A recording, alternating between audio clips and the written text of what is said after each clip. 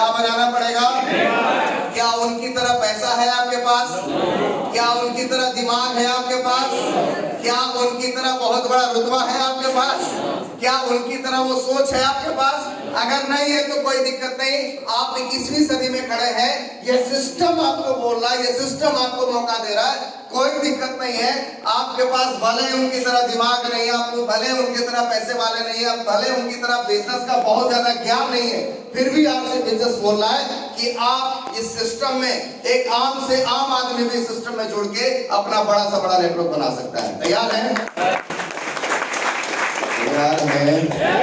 बनाना चाहते हैं? कैसे बनेगा ये समझते हैं। ये कहां से आया? 1920 में अमेरिका से आया। 50 साल स्ट्रगल लगा अमेरिका में नेटवर्क मार्केटिंग को एक कानून का दर्जा लेने में। भारत में कब आया? 1995 में भारत में आया नेटवर्क मार्केटिंग, भारत में। अभी अमेरिका कहां पे खड़ा है साहब? नंबर 1 है पूरी दुनिया में नेटवर्क मार्केटिंग में, 1,95,000 करोड़ के साथ अमेरिका नंबर 1 है पूरी दुनिया में टर्नओवर के मामले में। भारत कहां पे खड़ा है? अभी हम लोग 12वें स्थान पे हैं। कहां पे? 12वें स्थान पे है। कितना साल लगा?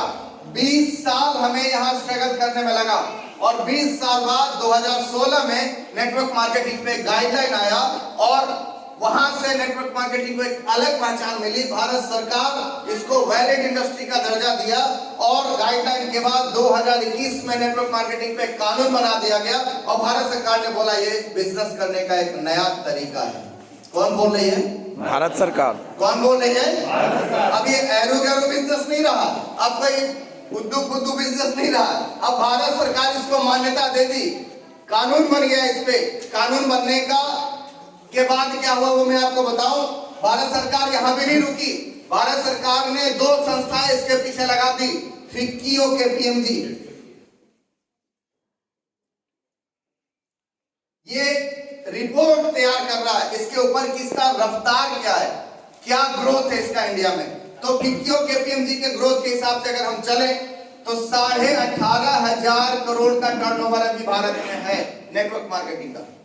यही फिक्की और केपीएमजी बोल रहा है कि 2025 आते आते आप कितना सुरक्षित भविष्य में, ये मैं आपको समझाने की कोशिश कर रहा हूं।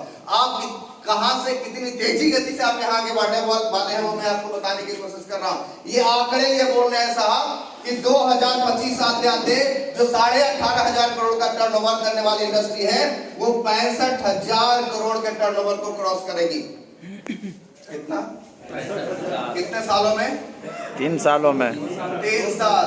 23 में है आप खड़े, 5 का 23 में खड़े हैं। मात्र 3 सालों बाद हम 65,000 करोड़ के टर्नओवर को क्रॉस कर रहे होंगे। और यही फिक्की और केपीएमजी बोल रहा है कि 2035 आते आते हम लोग पूरी दुनिया में नंबर 1 होंगे नेटवर्क मार्केटिंग।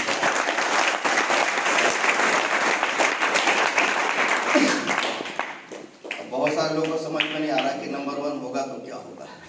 यस, क्या होगा? हम लोग इसको पीछे करेंगे।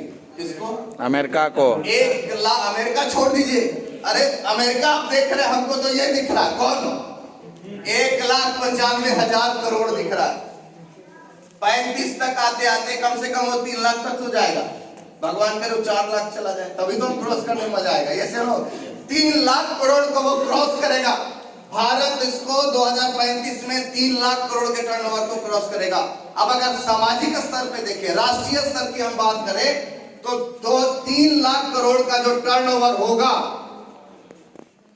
अगर यही टर्नओवर ट्रेडिशनल बिजनेस के तहत होता है सर, तो हम जैसे आम लोगों के घरों में कितना रुपया आएगा? कुछ नहीं। कितना आएगा? 1 फुटी कौड़ी नहीं आएगा साहब।